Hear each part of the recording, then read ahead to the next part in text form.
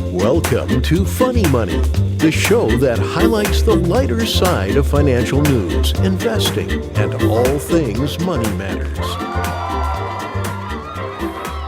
All right. So what do you call a man with no arms and no legs lying in front of your door? Lying in front of my door? I don't know. Matt. All right, and I literally have Matt. His name's Matt. What do you That's call a the man one with no for the arms? week. Next week.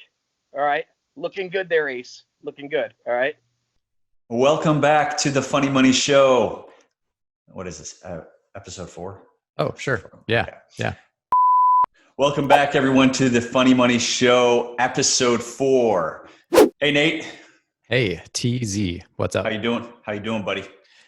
I'm all right. You know, it's kind of I like. don't care. Oh, okay. All right, we're going to talk about Good talk. why very heartfelt. We're going to talk about why we think it is important for you to fund and put your own money into your first deal. Right, Nate? Yeah, but shouldn't we be trying to leverage other people's money? I mean, why would I want to put my own money in a deal? That's common logic. But wait, before we get too deep, let's go to our show sponsor. And it was embarrassing last week because we didn't have one, but this week we do have one, correct? As far as I know. All right, let's check it out. All right, here we go. Folks, hi, this is Brent, Town and Country Furniture. Folks, we're beating down the competition with lowered prices here at Town and Country Furniture. Come on in. Woo! Okay. Oh, boy.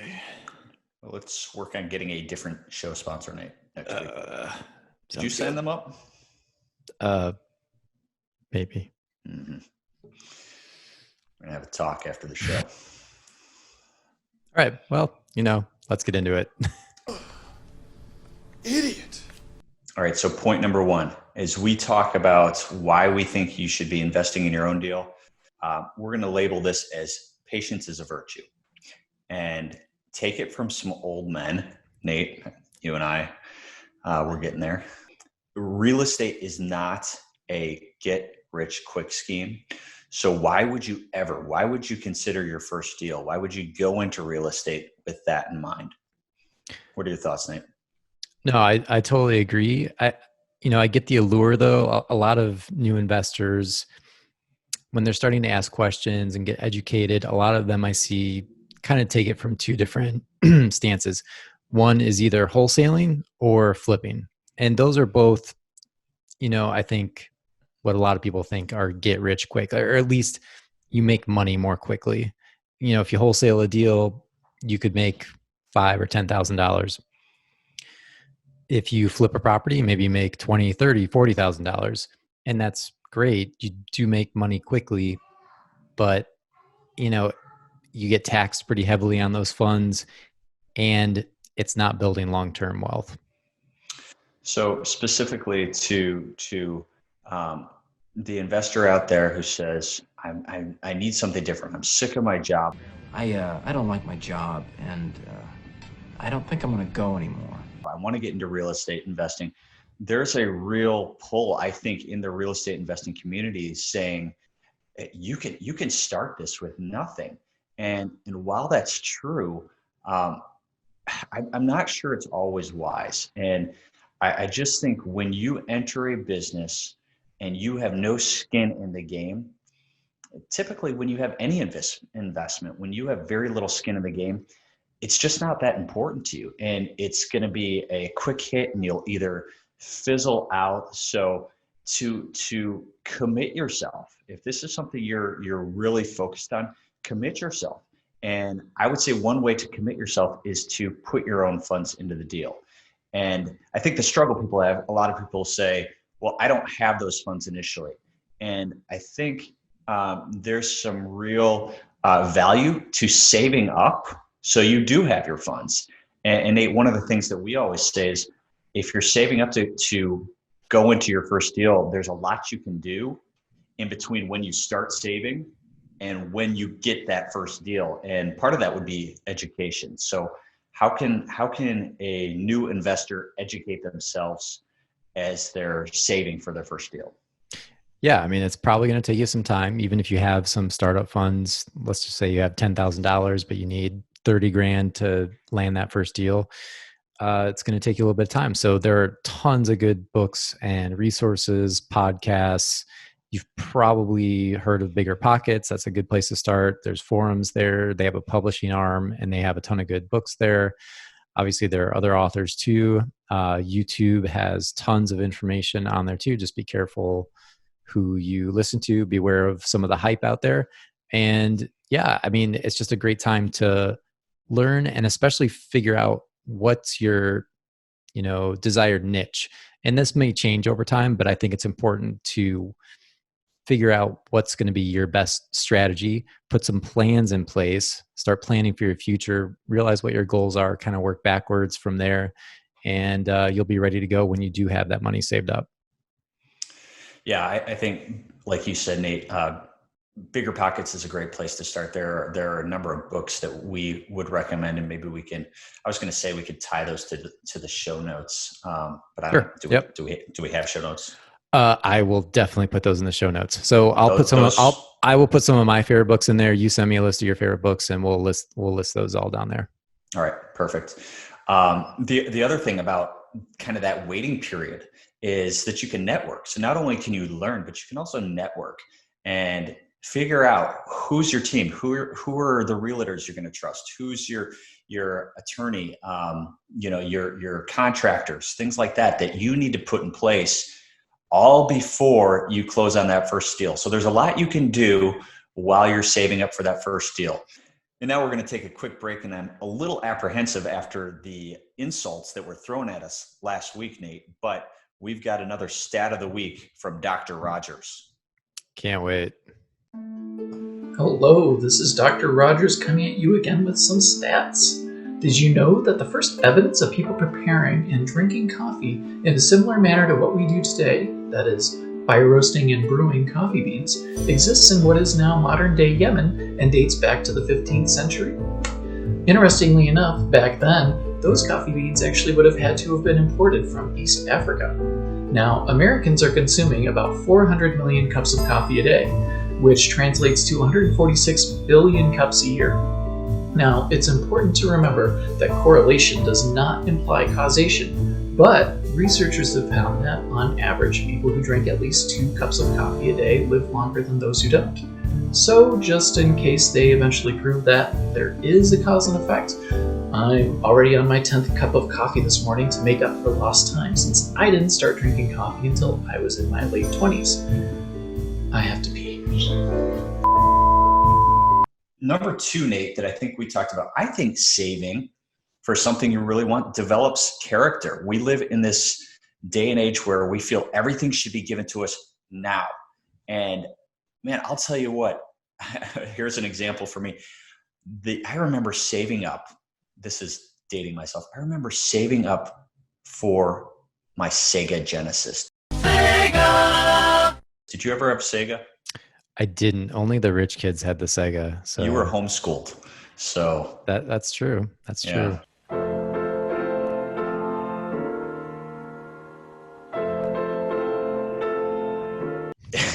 Anyway, I remember saving for that. I mean, and I would dream about it, Nate. I would dream about one day I'm going to get a Sega Genesis.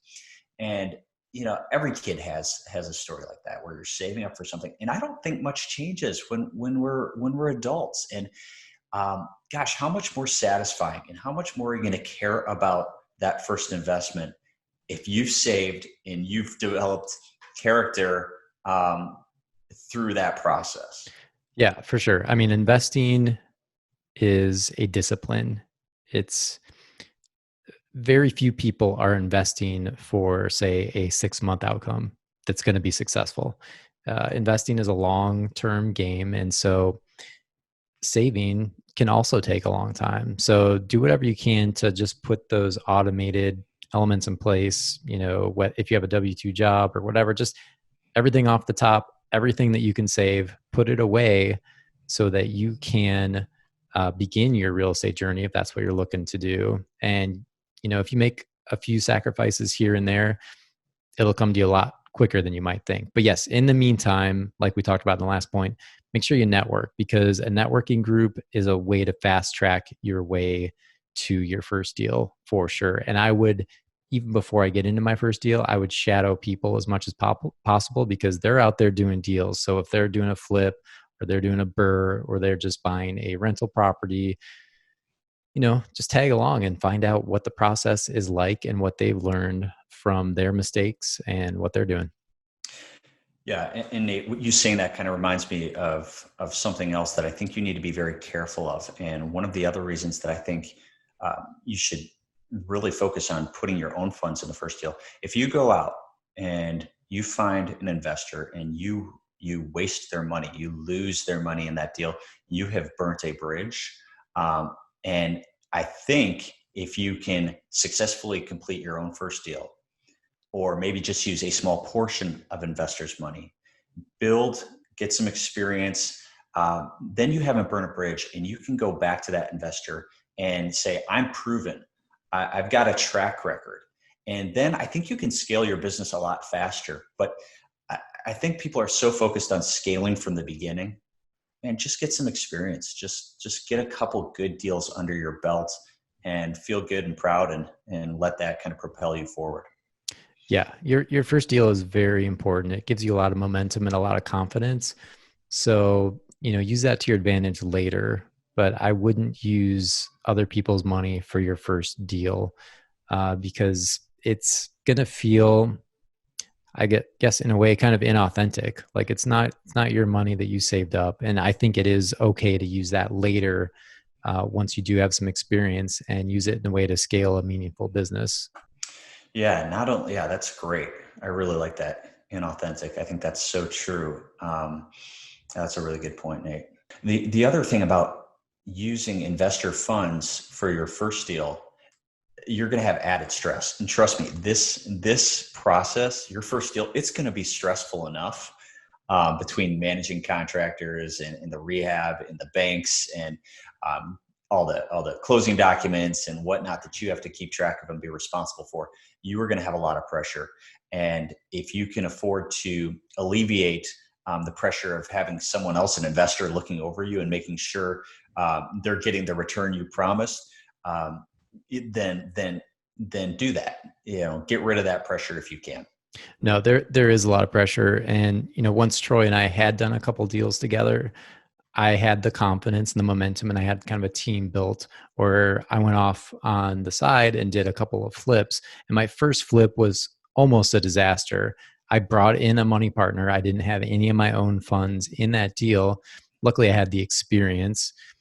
But what ended up happening was the property appraised for far less than what the buyers contracted at.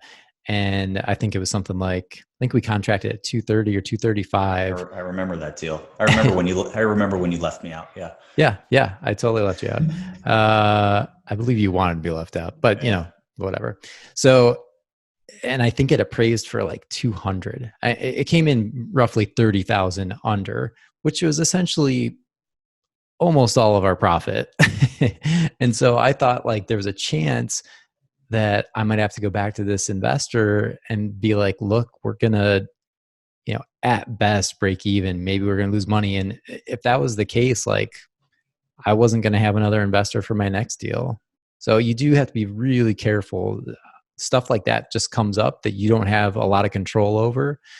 And as long as you have your own funds at play, it's just like, you don't feel as bad. Like I felt bad. Luckily we were able to kind of work some stuff out. It didn't go as badly as, that, and, we were able to renegotiate a little bit, but just think if that was your first deal and you didn't really know what you were doing. That's my son. He's actually playing Zelda right now, and he's excited about something. Anyway, Nate, so sorry to interrupt. So sorry. Continue. That's more important, but continue. Yeah, of course. Yes. So yeah, I mean, I think that I have lost my train of thought. So, there you go. Oh, sorry. So anyway, yeah. So point number 3, you've got to run your real estate business like it's a business, not like a hobby, not like it's something you're going to move in and out of quickly and be done after a deal or two. So with any business, you need capital, and who gets to start a business without putting any of their own funds in? That is unique to real estate. And while it's one of the things that I think draws people in, I think it can be very detrimental to the long-term success. If you are constantly focusing and trying to work with other investors, that can scale you quickly, but it also can derail you quickly. If you can build and scale your own business with your own funds, you're light years ahead. You're light years ahead, and you're cutting out a very stressful piece of the business. So Nate, we're probably, like I said, this is probably going to be our most unpopular show ever out of the 4 we've produced. Oh, definitely. But I think there's some real wisdom to this. And we've been there, right? I mean, we're not sugarcoating anything. There is a lot of hype. I think with real estate, you can get in, use other people's monies, make a ton of money, and get out. That's the hype, right?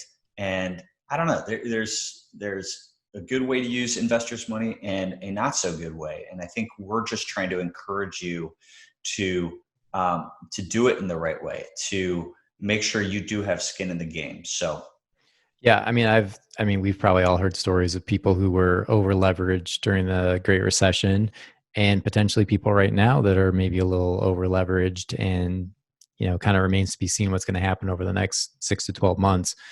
But some people just got decimated. I mean, they had to file bankruptcy or they had foreclosures, and then it takes years to reboot and restart and be able to move again.